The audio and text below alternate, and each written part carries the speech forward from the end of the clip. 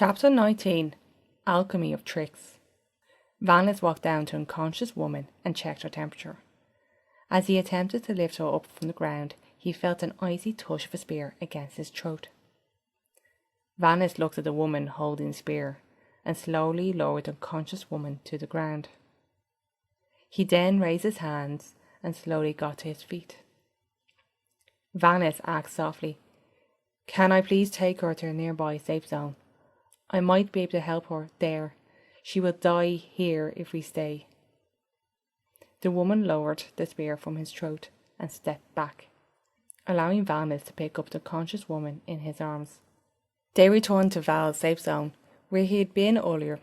Upon reaching the concealed rocky entrance, Vanis laid the conscious woman on the ground. The other woman kept her gaze fixed on Vanis the entire time. As Vanis started to press the rocks, there was no vibration.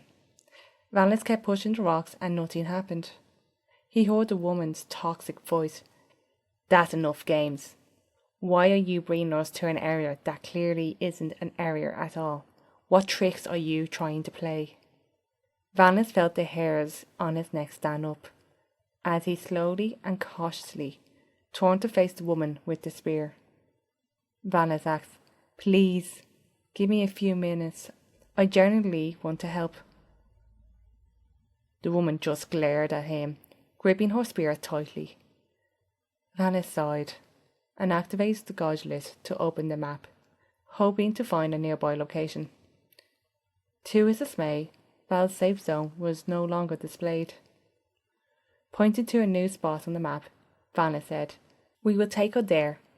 The woman muttered, "What choice do I have?" Vanis asked, "What is your name?" "My name is Mayerin," she replied. "My name is Vanis," he responded. With that, they set out towards the nearby village. Vanis then asked, "So, what happened to you?" Mayerin responded, "Some creature was chasing us." Vanis inquired, "What kind of creature chased you? Was it a dragon of some sort?" Mayerin shook her head as she responded, "If it was a dragon, we'd certainly be dead.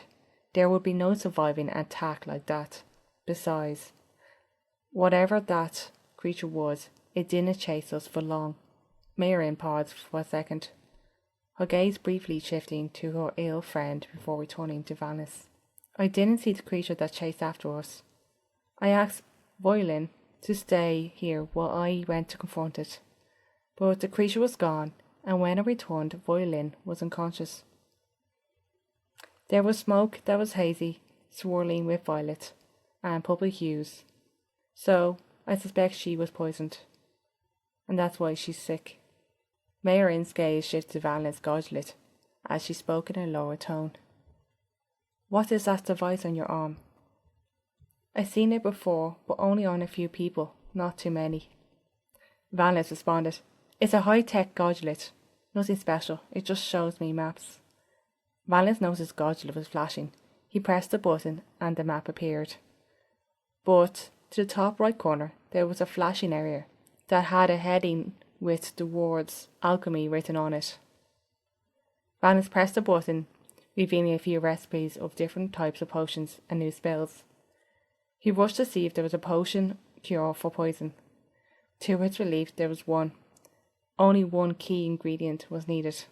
Vanis began typing the names of the ingredients and noticed there it was, Tut Herb. Their nearest location was within walking distance of their current position. With Mayerin's help, they went in the direction and found a big tree surrounded by scattered red flowers. Vanis checked the Gamelit and confirmed they were at the location of the Tut flowers. He gathered the ingredients and crushed them, following the custom instructions displayed on the Gamelit. Once he was done, he passed the medicine to Violin. They waited patiently to see if Violin was getting better. Her eyes began to flicker.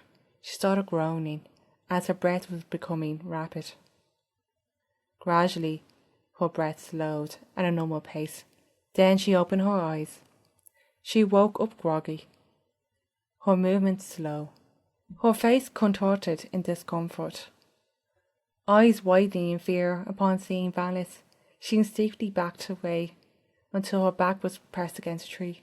Valis crouched to the ground, her gaze shifting anxiously between Valis and Marin. In a soft tone, Valis reassured her, "I'm here to help you. You don't need to be afraid."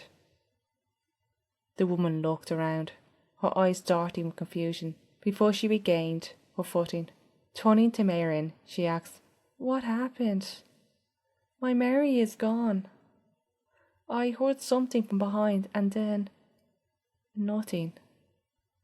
Marin placed her hand on Voilin's shoulder and spoke, "I don't know what happened, but at least you're okay now." Marin then turned to look at Vanis and said, "He made the cure. Now we must go home." Marin asked Vanis, "Do you know where we are now?" Vanis, noticing her gaze on his goblet, he pressed the button to reveal the map. As Marin gasped in surprise, she explained, "I'm not sure how we got so far, but at least we have a way to find our way back." As dusk settled in and the chill of the evening set in briskly, Vanis suggested they find shelter for the night. Just as they began to move, then Voilin grew weak and stumbled to the ground. Vanis swiftly rushed to her aid, helping her regain her footing. With her feeling somewhat better, but still weak, Vanis supported her by putting her arm around his shoulders as they walked through the forest. After a while, they finally arrived at a clearing and set a fire. Vanis turned to Marin and asked, "Where are you from?" Marin replied, "My true home is far north, but it exists no more due to significant battle. We had no choice to leave, or else we would have perished. So, the last place I saw my people was southwest from here, and we are still in search for a new home. You don't look like you're around here, and usually people with that device are outsiders, not from this world. Did you acquire it from them, or are you outsider yourself?" questioned the woman. Vanis remained silent. Marin smoked and chuckled lightly and said, "Yes, your silence speaks volume. It confirms you're not from here, which explains your high-tech goblet. We are fortunate we crossed paths. So, how do you find this world?" She gestured towards the swords and the scars on Vanis. "You must be getting used to this world now, judging by the swords and the scars."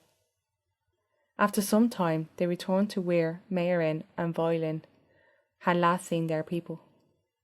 So that's actually the last chapter I've written so far. I am currently focusing on just writing the chapters in advance before I publish again. So it'll probably be a few weeks before the next episode is done and narrated. Posting these episodes, I hopefully will have a good few chapters written, and so I can post on a regular basis. So that's what I'm focusing on now for the next few weeks. It's just focusing purely just writing the story, and then once I have a good chunk of the story done, I will start narrating it, and then I'll publish here.